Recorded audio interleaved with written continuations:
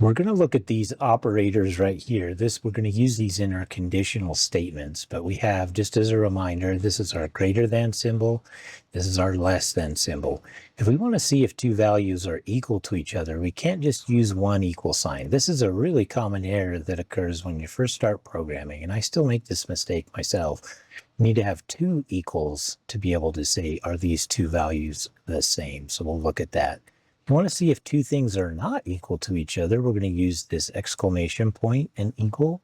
And then we can also combine greater than or equal to and less than or equal to. So here's an example right here that we're using this if statement. So we say if, and then in parentheses, we go all the way over here, and then this is our condition. So we're saying if force, this is some variable that we've assigned a value to, if force is less than 10, then go and print this statement out. If force is greater than 10 or equal to 10, it just skips this print statement. Okay? A really important thing that needs to occur in an if statement is we need to have this colon right here at the end. And then we'll talk about this tab. This has to be tabbed over. So colon is required, and we've got to have that tab to make sure that it stays inside the if statement. Here's another example. If I tab this over, it's going to print both Jedi hopeful and a child am I if the force is less than 10. Still have my colon and still use my tabs. Notice this one, we're not tabbing over right here. So that print statement is going to not be inside. That print statement is not going to be inside of the if. So no matter what, even if this evaluates to false, this is going to be printed out because we've no longer tabbed over, and that tells the interpreter that this is not going to be inside of the if statement. Here's another way that we can evaluate one statement or the other. So here we're saying if the force is less than 10, and then this gets printed out. And then any other reason, so if the force is greater than 10 or the force is equal to 10, it's going to execute this else statement. Notice that we don't have to put a conditional statement right here. We just have else, colon, and then it says they must be a Jedi Knight because their force is greater than or equal to 10. Here's another example. So if we would run this if statement, if they're less than 10, they're a Jedi hopeful. If they're greater than or equal to 10, they're this. And then notice this print statement is not tabbed over, so this print statement will run regardless of the condition, if or else. You can also do multiple if statements. So I can say if the force is less than 10, then print this out. Then I can run this. This is an else if, so we do ELIF to do else if. So else if the force is less than 25, then print this out. Else if the force is less than 50, then print this out. Else print Jedi Knight.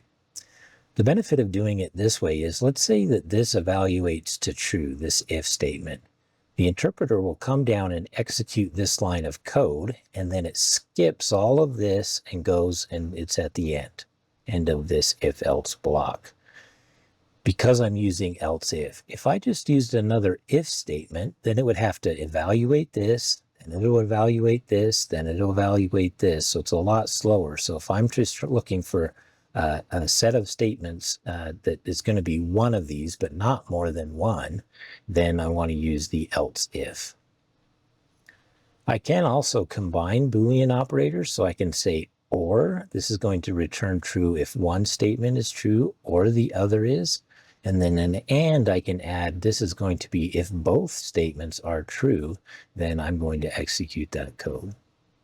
So here's an example of this. I have a die, and die 1 is a random number. We'll go into the details of this, but this is essentially going to pick a random number between 1 and 6.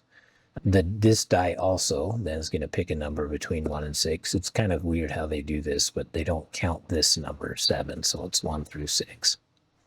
So if the die 1 is equal, so remember we have to do two equal statements. So if die 1 is 1, so if 1 is equal to 1, and die 2 is equal to 1. So both these conditions have to be true. If they are true, then it's going to print out this statement, snake eyes.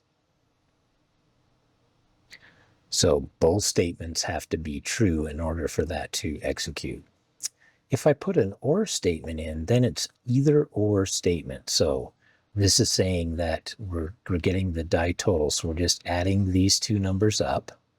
So if dice total is equal to 7 or dice total is equal to 11, then it prints out craps. Okay, so it doesn't have to be, it could be either 7 or 11. It can't be both, but either of those statements, and then it will run that. So we can use an else statement for error handling. So let's say we have this menu option and we ask the user to enter in your menu option 1 through 3, 4 to quit. So here we say if menu option equals 1. So if they type in 1, then we print out 1. And then we would skip all the way to the end, remember, because we're running these else if. So else if the menu option is equals 2, then we print out 2. Here we print out 3, and then on 4, we run this code that says to quit. If the user types in 5, this is false, false, false, false. So 5, 7, if they type in their name, any of those things that are not 1, 2, 3, or 4, it will print out this invalid entry. So the else catches everything else to determine that, hey, you put in the wrong thing.